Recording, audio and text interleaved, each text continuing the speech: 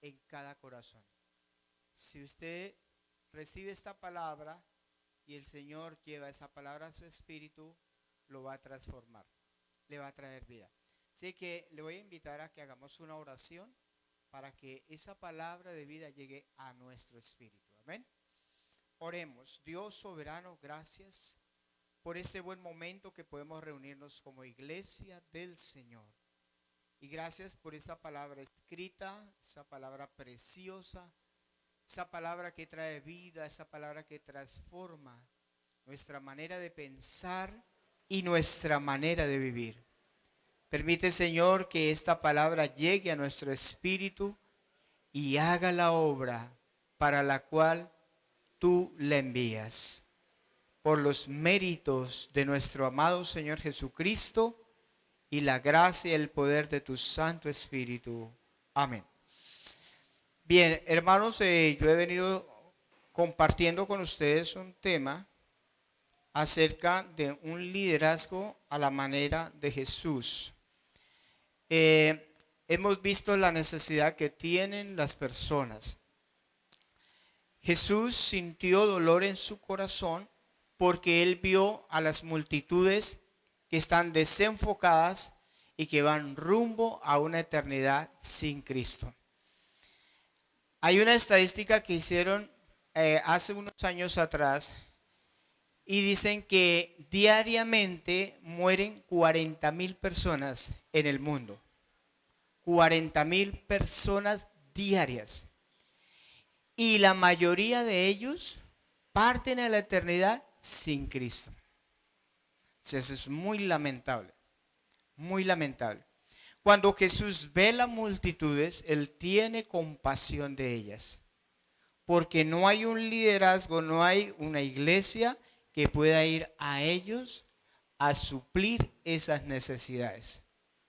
Dios está levantando una iglesia para que podamos ir a las multitudes, ir a las personas y suplir las necesidades que ellos tienen. Y de eso es que vamos a compartir en esta mañana. Entonces,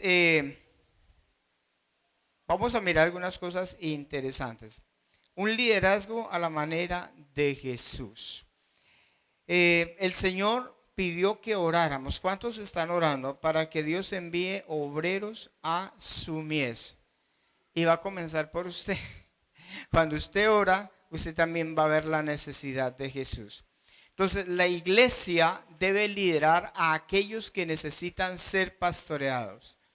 Pero la iglesia debe tener ciertas características. Y vamos a ver las características que debe tener una iglesia para ir a ministrar al mundo.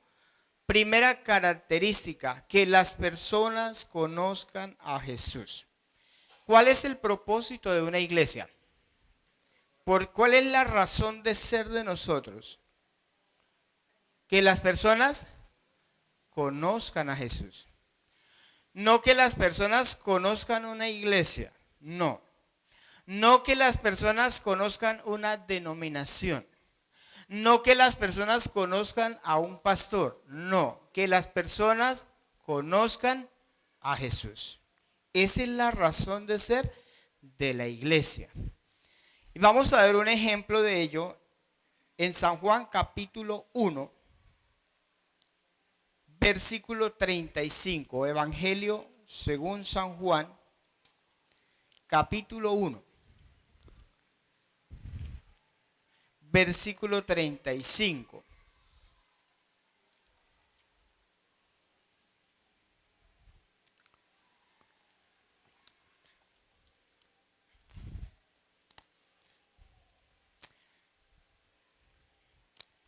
Si no lo he encontrado, ahí está en la pantalla. Dice el versículo 35, léalo conmigo.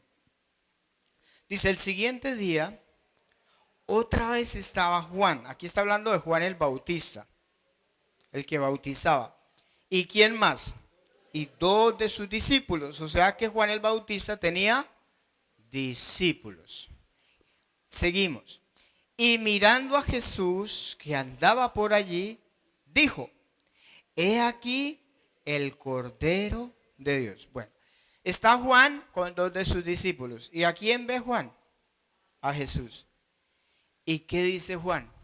¿Qué le dice a los discípulos? He aquí el Cordero de Dios. Entonces, ¿qué está haciendo Juan el Bautista con sus discípulos? ¿A dónde los está llevando? A Jesús. Cuando nosotros vamos a la gente, vamos a las personas como iglesia, ¿a quién debemos mostrarles? A Jesús. No a una iglesia, sino a Jesús. Porque a veces hablamos más de la iglesia, hablamos más de la denominación. Ahora, la denominación es algo neutro. La denominación ni quita ni coloca. La denominación es una puerta para predicar el evangelio. ¿Sí? Me explico. Tenemos el aval en Colombia por tener una personería jurídica. Entonces tenemos la legalidad de poder funcionar como iglesia y predicar el evangelio. Las iglesias que no tienen personería jurídica, ¿cómo están, aunque estén predicando el evangelio, cómo están dentro de un país? Ilegales. Están ilegales. Por eso es importante la misión ante el gobierno. Pero eso no tiene nada que ver con el evangelio, ¿correcto? Entonces, la denominación, la misión o la personería jurídica ni le quita el evangelio ni le coloca. Es algo neutro. Entonces, ni debemos estar en contra, ni tampoco decir no lo necesito, porque puede ser que llegue el momento en Colombia que se va a necesitar la personería jurídica obligatoria a cada iglesia que quiera funcionar. Pero la labor de la iglesia no es llevar a las personas a que conozcan una misión, sino que conozcan a quién, que conozcan a Jesús. Versículo siguiente, dice, y le oyeron hablar, versículo 37, le oyeron hablar los dos discípulos, ¿y qué hicieron?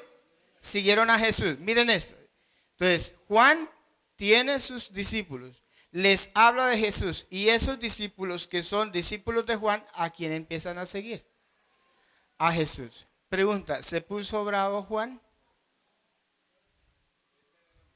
Esa era la misión. O sea, Juan estaba entendiendo cuál era la misión de él. Hacer discípulos de quién? De Jesús. Esa es la misión. Hacer discípulos de Jesús.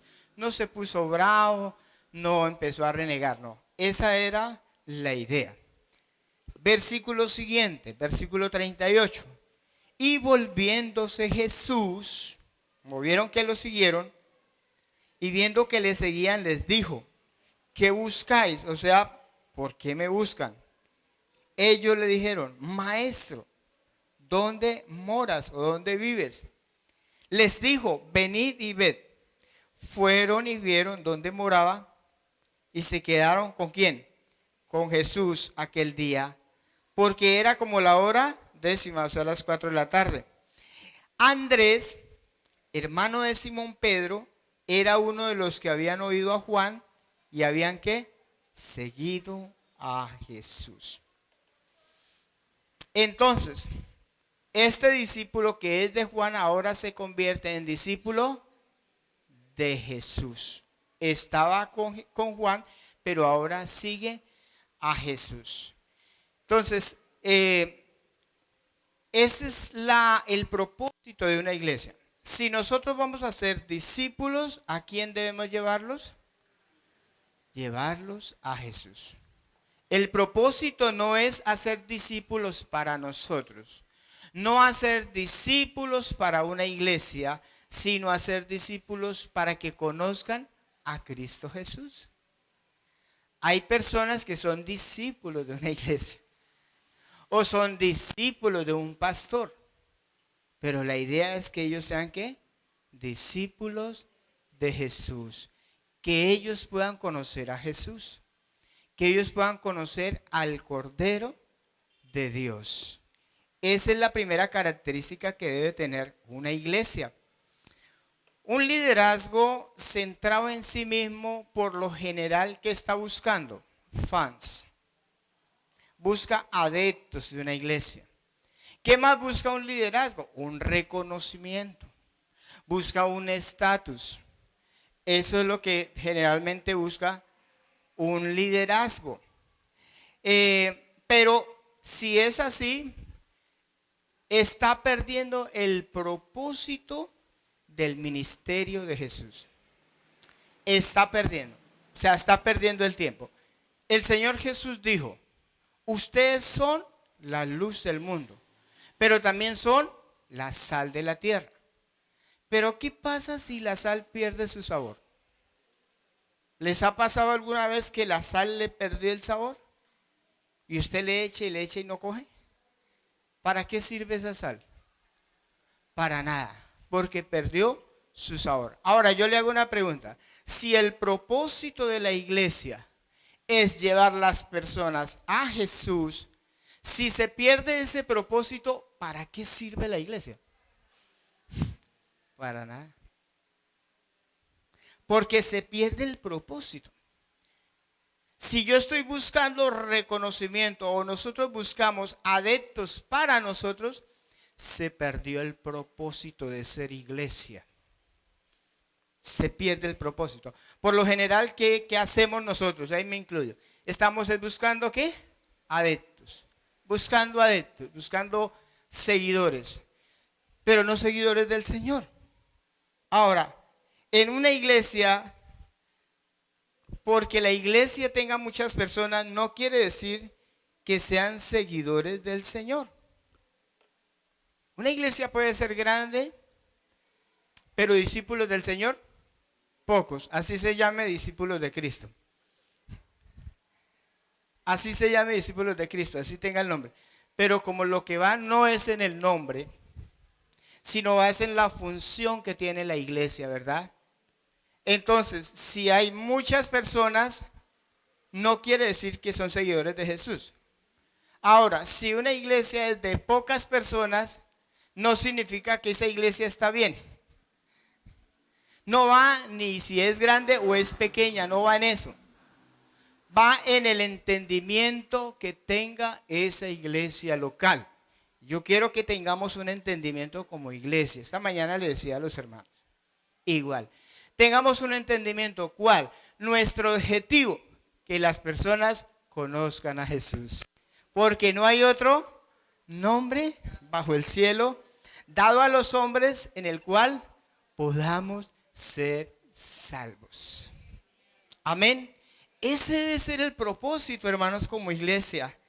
Y yo creo que esas personas, una iglesia que es así, es una iglesia que es alegre.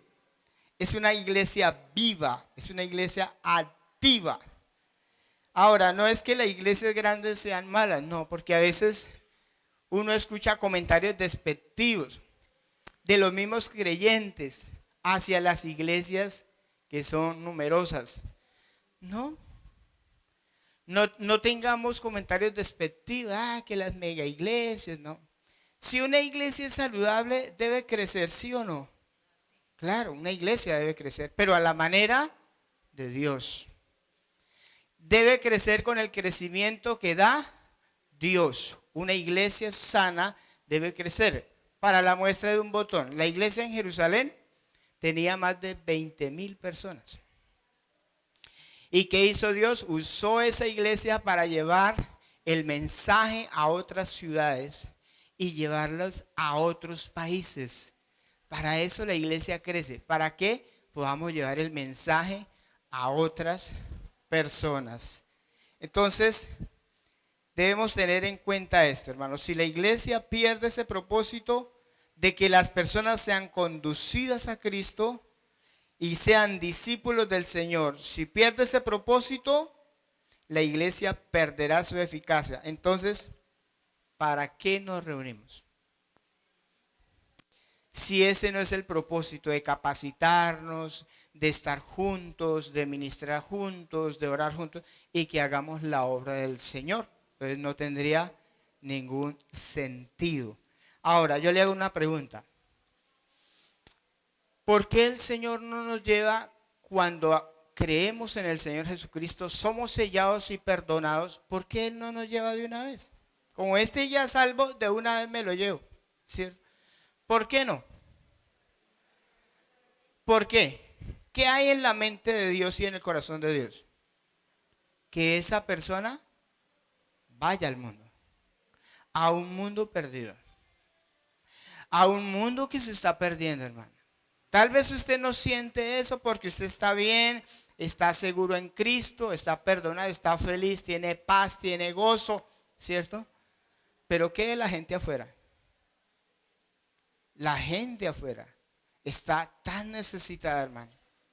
Está necesitando de Dios, aunque ellos no lo saben. Están necesitados de Dios. Hermanos, ¿qué ha pasado con la iglesia hoy? Yo siento tristeza en mi corazón de ver la iglesia en general.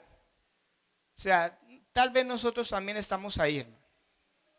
Pero ¿qué estoy viendo de la iglesia en general? Que la iglesia en general nos estamos enredando. ¿Y saben qué nos estamos enredando? En doctrina, hermano. Nos enredamos que si se puede hacer esto, que si se puede hacer aquello. Hermano, una congestión, una cuestión de opiniones, guerra de opiniones y todas estas cosas. Que si la mujer debe predicar o no, que si se debe diezmar o no, que si la mujer puede ser pastora, que una serie de cosas, hermano. Y nos estamos enredando y estamos perdiendo el propósito de Dios. Y nos estamos enredando ahí. Y nos estamos estancando. Y la gente pelea por eso. Y peleamos por eso. Y hacemos esto, aquello y lo otro. A ver quién tiene la razón. Y quiere que le diga algo. Ninguno tiene la razón. Ninguno tenemos la razón. ¿Sabe quién tiene la verdad absoluta? Dios.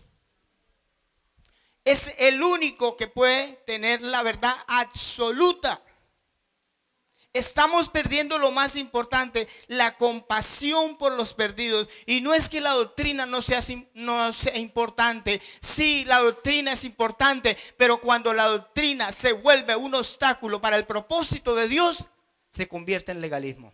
Así usted tenga la sana doctrina. Porque usted empieza a decirle a otro, no, es que mire esto, es que mire aquello, la Biblia dice esto. Y entonces a tratar de convencer a la otra persona de lo que usted cree y piensa. Y salen peleando. Y la iglesia nos estancamos en el propósito de Dios, hermano. Eso está pasando con la iglesia hoy. Eso está pasando. Y hay que tratar de no entrar en eso, hermano. Porque, hermano, nos volvemos engreídos, petulantes, orgullosos. Mire, ¿qué pasó con el hermano Fernando Guzmán?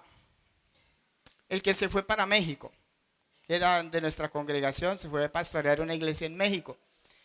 Antes de irse lo llamaron unos amigos y le dijeron, venga, mira, es que la misión es esto, es aquello, es que mire que aquello, mire lo otro. Y él los escuchó y después les dijo esto: si ustedes como iglesia, ustedes se enfocan en eso, ustedes han perdido el propósito de Dios. Los dejó sentados y callados. Supuestamente tienen la razón. Pero ¿sabe? ¿Quiere que le diga algo que dice Dios?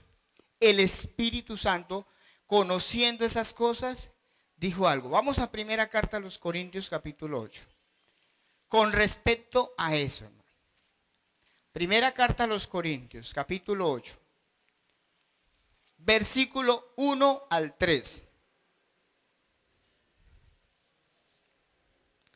Lo más importante es liderar a la manera de Jesús.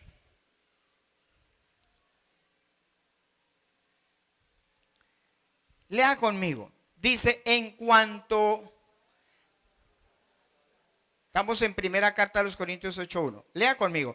En cuanto a lo sacrificado a los ídolos, sabemos que todos, ¿qué? Todos tenemos conocimiento. Ahora, el conocimiento envanece, pero el amor edifica. 2. Lea conmigo atentamente este versículo. Y si alguno se imagina que sabe algo, aún no sabe nada como debe saberlo. Pero si alguno ama a Dios, es conocido por él. Miren esto tan importante. ¿Alguno cree que lo sabe todo? No sabe nada. No sabe nada. ¿Qué es lo más importante acá? ¿El conocimiento o el amor hacia las otras personas? ¿Qué es más importante? El amor. Porque ¿qué hace el conocimiento? Nos vuelve orgullosos. Es que yo sí sé. Yo sí sabo. Mire, ¿qué dice la Nueva Traducción Viviente? El versículo 2 y el versículo 3. ¿Qué dice? ¿Quién lo quiere leer? Ese mismo versículo, versículo 2 y versículo 3. Nueva Traducción Viviente. Ahí está. Lea conmigo. El que afirma que lo sabe todo, en realidad no es que sepa mucho. Pero la persona que ama a Dios es a quien Dios reconoce. ¿Qué es más importante? Que nosotros amemos a Dios. Hermano, así usted no sepa mucho, pero desde que usted ame a Dios, eso es más importante. Ahora, no estoy diciendo que la doctrina no es importante. Es importante la doctrina, pero cuando ella se nos convierta en una distracción para hacer la obra del Señor, ya no estamos actuando de acuerdo al amor. Y prácticamente estaríamos haciendo lo mismo que los demás que están centrados en sí mismos. Estamos cayendo en el mismo error. ¿Cuántos me están entendiendo el mensaje? Estamos cayendo en el mismo error porque estamos sacando a relucir lo que nosotros creemos que debe ser así, y es que así debe ser. Bueno, yo escuché vi un videíto de un hermano que se llama Juan Valls. Creo que es un español, un barbadito. Él sale diciendo algunas cosas acerca de la iglesia y acerca de muchas cosas. Y él dice, si una persona viene a la iglesia para sentir a Dios y necesita que le pongan las manos y que pongan musiquita y todo esto, esa persona no tiene a Dios. Y hasta cierto punto tiene razón. Yo les he hablado, hermanos, del equilibrio. No coma todo lo que sale en Facebook. Aunque tiene razón, no es del todo cierto. ¿Por qué? Porque cuando venimos a una reunión, la Biblia dice que nos ministremos unos a otros, que oremos unos por otros, que necesitamos la música para también entonar alabanzas al Señor. Porque la Biblia también dice, cántele con pandero, cántele con danza, cántele con instrumentos. ¿Cierto? Ahora, cuando la iglesia, cuando el evangelio fue predicado en Samaria y los apóstoles supieron que había llegado la palabra de Dios allá, ¿qué hicieron los apóstoles? Fueron allá. ¿Y qué hicieron? Colocaban las manos sobre las personas para que recibieran el Espíritu Santo. Cuando usted ve algo así, páselo por el filtro de la palabra de Dios. Vea todo el consejo. Algunas personas solo están viendo una parte. Vea todo el consejo de Dios. Yo he aprendido eso, a ver todo el consejo de Dios, no una sola parte. Porque a veces uno cae en legalismo cuando uno ve una sola parte. Le voy a poner un ejemplo. Una vez llevaron a 5 ciegos a conocer un elefante. Entonces llevaron los 5 ciegos y pusieron el elefante, entonces ellos comenzaron a palpar.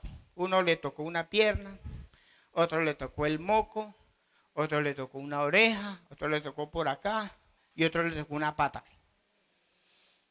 El que le tocó la pata dijo, un elefante es como una mesa de billar, unas patas.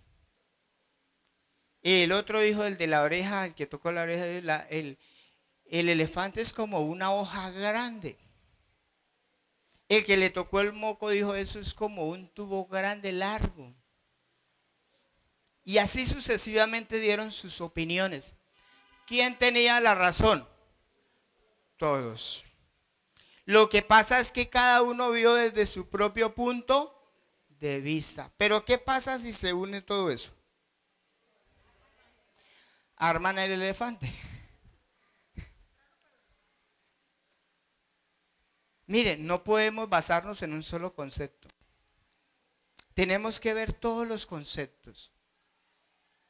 Todo el consejo de Dios. No nos encasillemos en un solo concepto. He hablado muchas veces, yo incluso he hablado esa palabra y la he enseñado años anteriores. ¿Cuántos recuerdan que yo he enseñado que a la iglesia no se viene a tener homeostasis? Esa es una parte, pero la otra parte es que sí puede haber ministración. Sí podemos orar unos por otros. No nos podemos ir a un lado ni al otro. Los dos extremos son malos. Dígale al que está al lado suyo, los dos extremos son malos. Ni a la derecha, ni a la izquierda. Ya saben, ¿no? Ahorita votaciones para la gobernación.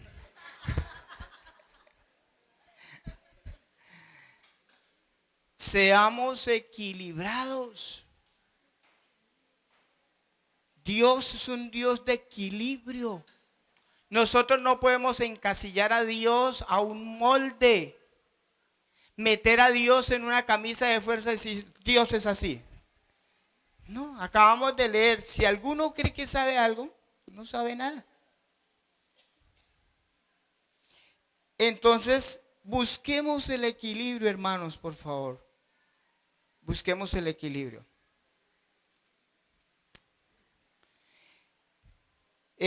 Características de un liderazgo a la manera de Jesús. Tiene que ser personas que hayan nacido de nuevo, donde el Espíritu Santo habite en esa persona, porque usted no puede hablar de lo que usted no ha experimentado. ¿Quiénes han experimentado la libertad en Cristo? Que han dicho, yo he experimentado el poder de Dios en mi vida, el poder del Evangelio. Usted puede hablar de Jesús. Usted puede hablar de Él.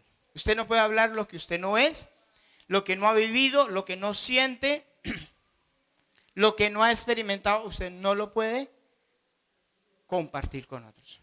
Y si lo comparte solamente será una una información, pero no es vida. El Evangelio tiene que ser vida para nosotros, hermano. Alguien dijo hace muchos años, a veces nosotros predicamos el Evangelio como si fuera una mentira, y la gente que predica la mentira la predica como si fuera una verdad. Tremendo eso, no todo al contrario. Pero tiene que ser una persona nacida de nuevo para que pueda impactar en la vida de esas otras personas. Segundo, que ame servir a los demás. Cuando los discípulos dijeron, ay, yo me quiero sentar al lado derecho de Jesús y el otro a la izquierda, ¿no? El Señor les dijo, ¿sabe? El más grande en el reino de Dios, ¿quién es? El que sirve. ¿Qué debe haber en nosotros como iglesia? Un deseo de servir a los demás. Un deseo de servir, de hacerle bien, de hacer la obra del Señor a otras personas.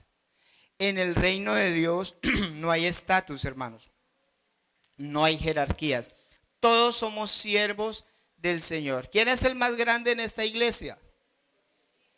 El que sirve. ¿Quién es? Ni idea. El que sirve. El que sea siervo de todos. Ese es el más grande en esta iglesia. Tercero, que sea enviado por el Señor. O sea, que no sea autoproclamado. Hay personas que hoy en día se están autoproclamando. Se autoproclaman apóstoles, profetas. No. Una persona que sea enviada por el Señor. Amén. Que sea efectiva en liderar a aquellas personas que necesitan. Cuarto, que responda a las necesidades de las personas, tanto espirituales, mentales y físicas. ¿Qué necesidades tienen las personas allá afuera? Espirituales. ¿Qué más? Mentales. Físicas. Mire, ahí hay personas esperando por nosotros. Personas enfermas mentalmente. Personas separadas de Dios. Que si murieran, pasarían a una eternidad sin Dios. ¿Quiénes podemos llevar ese mensaje? Nosotros. Y Dios nos ha puesto para suplir las necesidades de esas personas. Si esas personas mueren sin Cristo, ¿de quién es la responsabilidad? No tenemos la responsabilidad de que ellos crean, pero sí tenemos la responsabilidad de llevar el mensaje. Hay personas que se han convertido. Mira, hace 8 días pasó una hermana acá, no sé si está aquí la hermana Isabel. ¿Vino hoy? Levante la mano el que no vino. Pasó y dio un testimonio. Ella se iba a quitar la vida. Pero ¿sabe qué pasó? Alguien de la congregación fue y le llevó una palabra. Y hoy está sana mentalmente. Porque Dios sana a las personas. Y Dios nos ha dado la capacidad de sanar a esas personas. De responder a las necesidades. ¿Sabe por qué las personas están enfermas mentalmente? ¿Sabe por qué? ¿Por qué? Porque tienen un pensamiento diferente al de Dios. Un pensamiento que Satanás les ha colocado. Y eso los cautiva. Y eso los enreda. Y eso los esclaviza. Y los enferma. ¿Por qué? Porque hay un pensamiento que no es de Dios. Dios nos ha dado la capacidad para sanar esas personas. Para sanarlas físicamente. Hemos visto sanidades, milagros de Dios. ¿Sabe que Dios sigue sanando hoy? Sí, cantábamos un coro. ¿Cómo es que dice el coro de Cristo, que habla de Cristo? Que Cristo es el Salvador, que Cristo es Dios. ¿Cómo más dice el coro? Es un coro nuevo que cantamos hoy. Está hablando de las características de lo que hace el Señor. Y si el Señor está en mí, ¿quién va a hacer la obra? Él a través de mí. Dios nos ha capacitado para suplir las necesidades de las personas. Y Dios va a sanar. Y Dios va a liberar. Mire, el viernes, el sábado, fue el viernes. Mi madre estaba enferma. Tenía un dolor tremendo en su cuerpo. No se le quitaba con nada. Oramos y el Señor la sanó. Porque el Señor sigue sanando hoy. Él tiene el poder para hacerlo. Y si las personas están enfermas, ¿qué vamos a hacer nosotros? Pues ir a ellos para sanarles y suplir esas necesidades que ellos tienen. Que ministremos a las necesidades de esas multitudes. ¿Cuál fue el ministerio del Señor Jesús? Marcos capítulo 3, versículo 10. San Marcos, capítulo 3, versículo 10. A mí me impacta este versículo. Dice, porque había sanado ¿a cuántos? A muchos. De manera que por tocarle, ¿qué sabía la gente? Que si solo tocaban a Jesús, quedaban sanos. Y dice que la gente por tocarle, cuantos tenían plagas, ¿sabe qué es eso? Todo tipo de enfermedad. Tenían plagas, caían sobre él. Entonces tumbaban al Señor. Le caían encima. Y eran sanados. Y los espíritus inmundos, al verle, ¿qué pasaba? Se postraban delante de él y daban voces diciendo, tú eres el Hijo de Dios. podemos echar fuera los demonios. Si usted ve que hay un demoniado, échele fuera al demonio. Hay creyentes que ven un demoniado y salen corriendo. Por aquí que es más derecho. No, hermanos, Dios nos ha dado autoridad sobre los principados y sobre las potestades, y todo principado se tiene que someter en el nombre de Jesucristo. Usted puede liberar a esas personas que están cautivas, que están poseídas por los demonios. Usted puede hacerlo. ¿Por qué? Porque Cristo nos ha dado esa capacidad para hacerlo. Él dice, vaya y háganlo, eche fuera los demonios.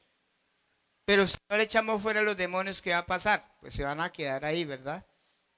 Entonces, este fue el ministerio del Señor Jesús: predicar, sanar y liberar.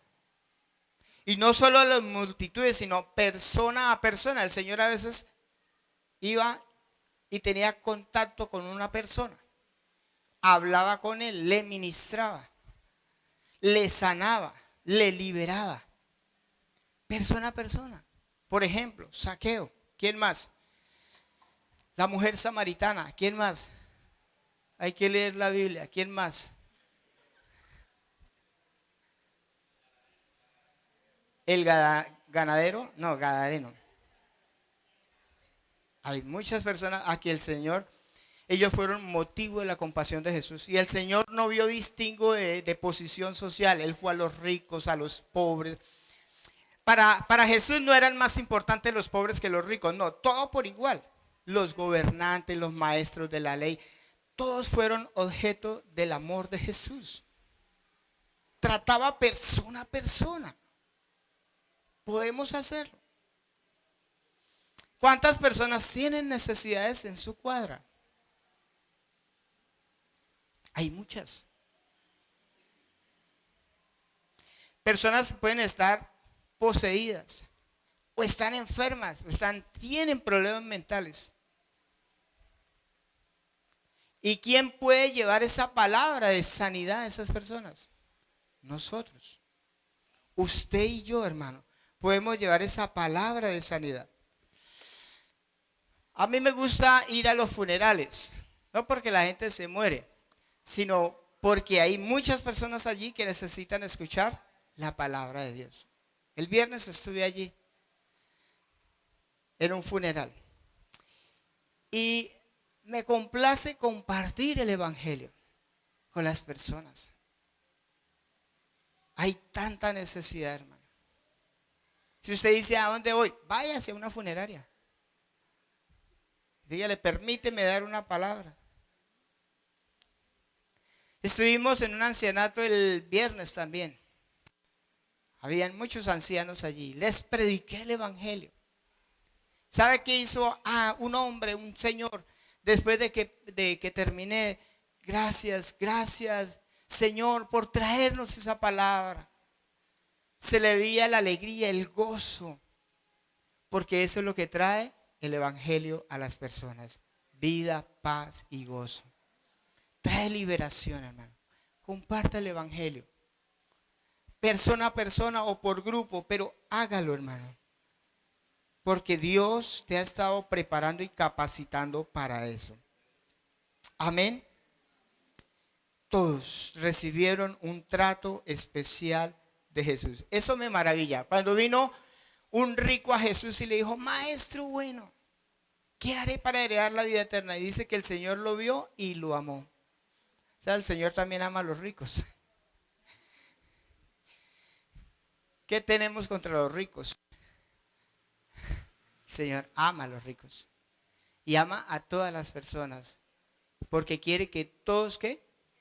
Sean salvos y vengan al arrepentimiento, que todos conozcan al Señor. Entonces, nosotros debemos tener discriminación, no.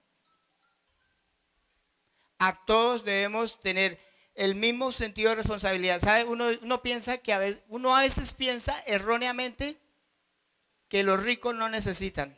¿Sabe? Son los más necesitados a veces. Los más necesitados. Pero ellos como son ricos, no les presta uno atención. Entonces, ¿cuál debe ser la labor pastoral? Vamos a Efesios capítulo 4. Efesios capítulo 4. ¿Cuál es la labor pastoral? Versículo 11 al versículo 12. Mire lo que dice. Léalo conmigo. Dije 11.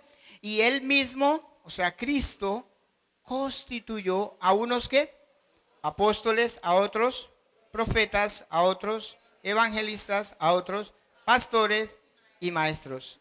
12. A fin de qué?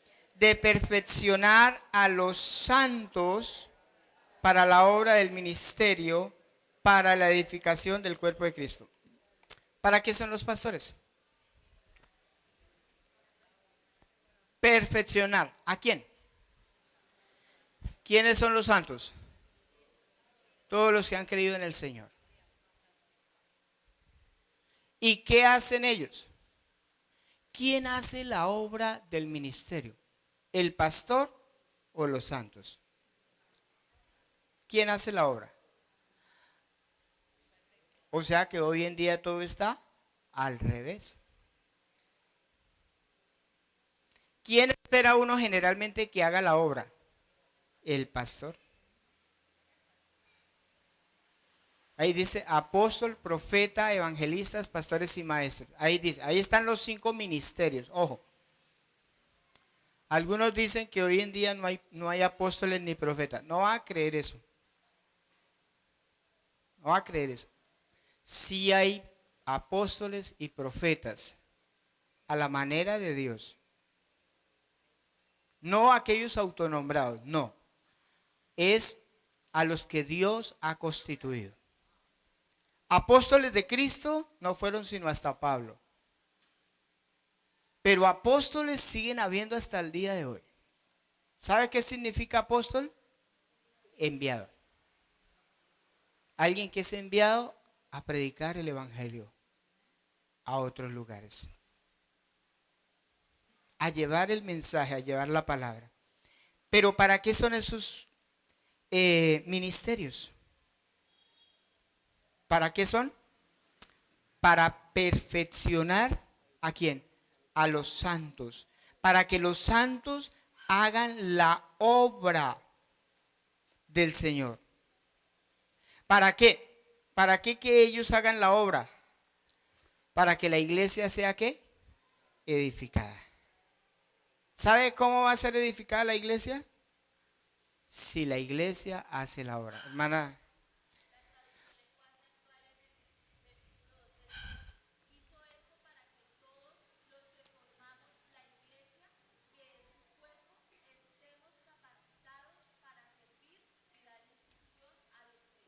Ah, excelente traducción. ¿Qué es el lenguaje actual? Venga, hermanita, porque creo que allá no alcanzaron a escuchar, ¿cierto? Puedes pasar aquí con un micrófono y lees esa versión.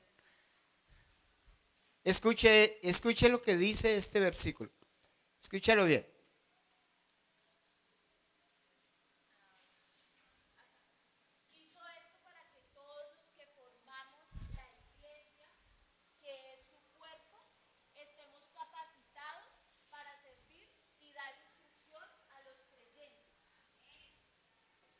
¿Cómo es edificada? No es el pastor.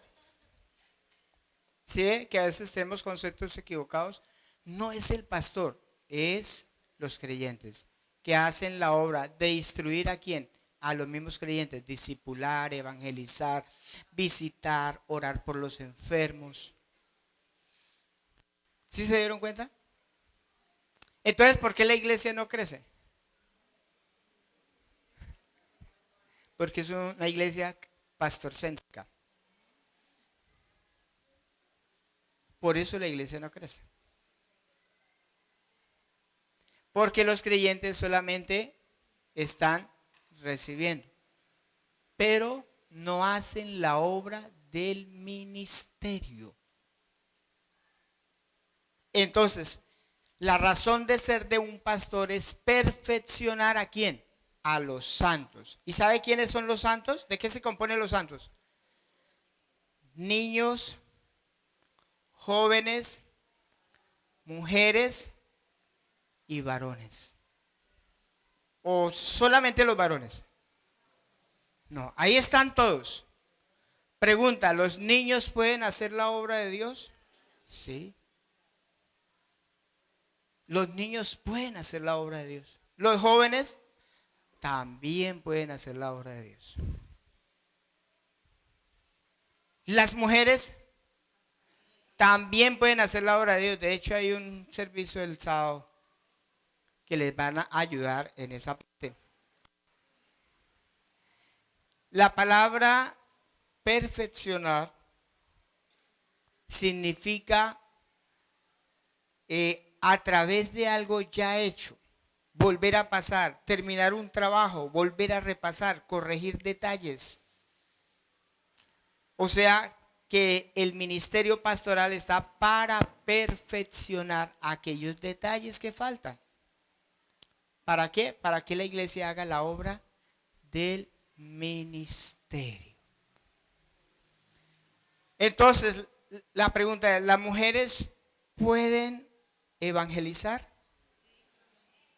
Deme una cita bíblica. Dígale que está al lado suyo, lea la Biblia. La mujer samaritana. Pero la mujer samaritana, ¿qué hizo? Fue a Samaria y anunció el mensaje de Jesús a hombres y mujeres. Y esas personas vinieron a Jesús. ¿Por qué las mujeres no pueden predicarle a los hombres? ¿De dónde salió eso? A ver, deme una cita donde diga que las mujeres solo deben predicar a las mujeres. Una sola cita.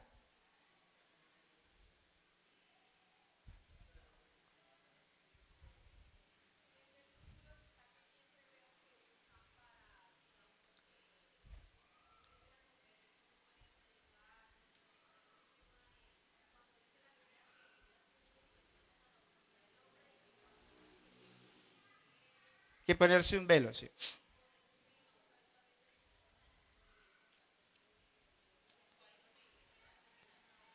Ajá, usan ese versículo donde dice que la mujer no le permite a la mujer enseñar ni ejercer dominio sobre el hombre. Eso es diferente. No hay que malinterpretar la palabra. No hay que malinterpretar. Si fuera así, Jesús nunca hubiera sido usado a la mujer samaritana. Jamás.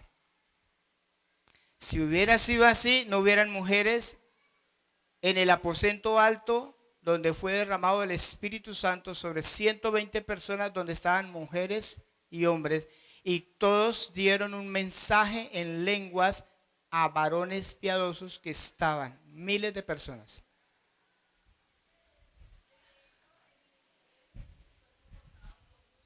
Claro. Mire, ¿a quién se le aparece Jesús por primera vez después de resucitado? A una mujer. ¿Y qué le dice Jesús a esa mujer? Vaya, anúncieles a mis discípulos, a mis hermanos. O sea, ojo con eso, hermano, porque no podemos encasillar a Dios. Seamos una iglesia equilibrada. Porque muchos creen tener la razón. Y lo que están haciendo es confundir a las personas.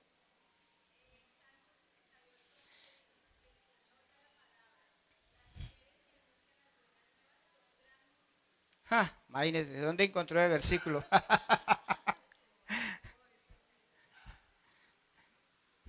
¿Salvo qué? 68:11. Ojo, hermanos. Ojo, porque algunos que creen tener sana doctrina están enredando a la gente. Y muchas cosas más que las vamos a ir explicando, como lo del velo, eso lo vamos a explicar. Porque no podemos encerrar ni limitar a Dios. Sí hay un orden, pero no vamos a limitar a Dios. La iglesia está para liderar niños, mujeres y varones. Para liderar a un mundo, ¿cómo está? Perdido. Sin Dios, sin esperanza, a punto de quitarse la vida en este momento por un pensamiento que Satanás colocó en ellos.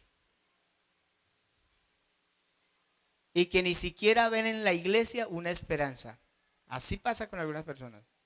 Ni siquiera ven en la iglesia una esperanza. Pero cuando vayamos a ellos a hablarles de Jesús, Dios transformará la vida de esas personas. Dios transformará. Personas cautivas por el pecado. Pero Dios transformará esas vidas.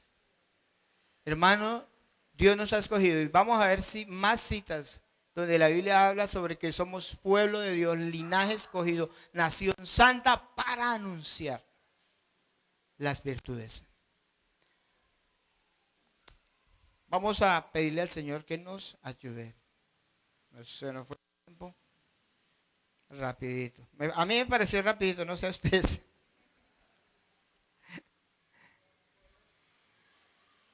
Y estemos orando para que el Señor nos dé recursos para poder tener mejor, más fresquito este salón, hermanos.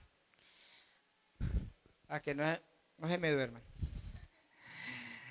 Oremos. Voy a pedirle a... ¿Dónde está Caterine? Venga. La pianista elegida hoy.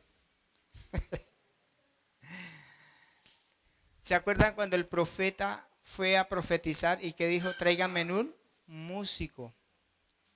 Tráiganme un músico para profetizar. No limitemos a Dios. Vamos a orar. Padre, gracias Dios por tu verdad y tu palabra.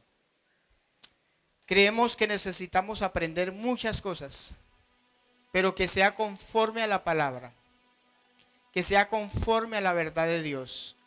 Y pedimos que nos ayude, Señor.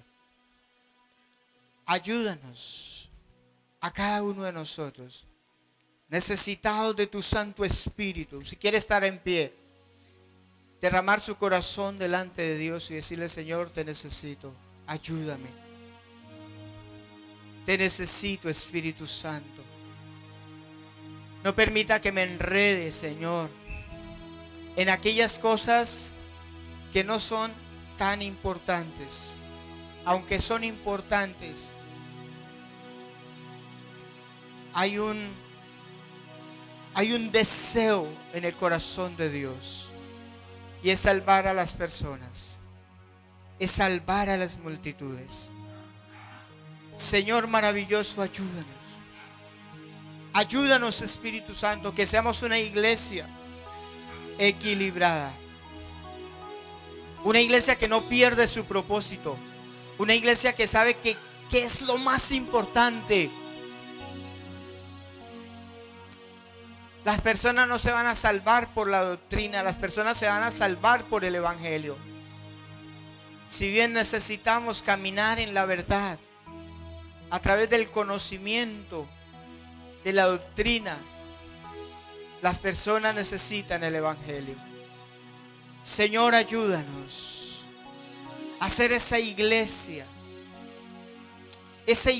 Señor, que entiende, conoce tu propósito, que no pierde su esencia, que no pierde el sabor. Ayúdanos, Señor. Ayúdanos, por favor. Ayúdanos, Espíritu Santo. Necesitados de ti, Señor. Necesitados de tu gracia, mi Dios. Oh, Señor. Señor maravilloso, guíanos. Enséñanos, Señor. Enséñanos. Queremos caminar contigo y hacer la obra que tú le encomendaste a tus discípulos, y de hacer discípulos a todas las naciones, bautizándolos en el nombre del Padre, del Hijo, del Espíritu Santo, enseñándoles que guarden todas las cosas que les he mandado. Y aquí yo estoy con vosotros todos los días hasta el fin del mundo. Tú estás con nosotros para hacer esa obra. porque tú quieres un ministerio, un liderazgo de parte de la iglesia a los no creyentes. Señor, lo necesitamos, Dios. Que no crezcamos a punta de otros creyentes, de sacar personas de otras iglesias, sino que crezcamos porque predicamos el evangelio y la gente se convierte a ti. La gente se vuelve a ti. La gente es transformada por tu palabra y por tu evangelio. Ayúdanos, Señor. Te lo rogamos. Te lo suplicamos, Señor, en el nombre de Cristo Jesús. Para honra y gloria de tu santo nombre. Lo pedimos, Señor. Esta semana sea una semana de pensar, de meditar en tu palabra, de reflexionar, de caminar en tu verdad, de caminar en tu palabra y poner en práctica, Señor, lo que nos has enseñado. En el nombre de Cristo Jesús. Amén.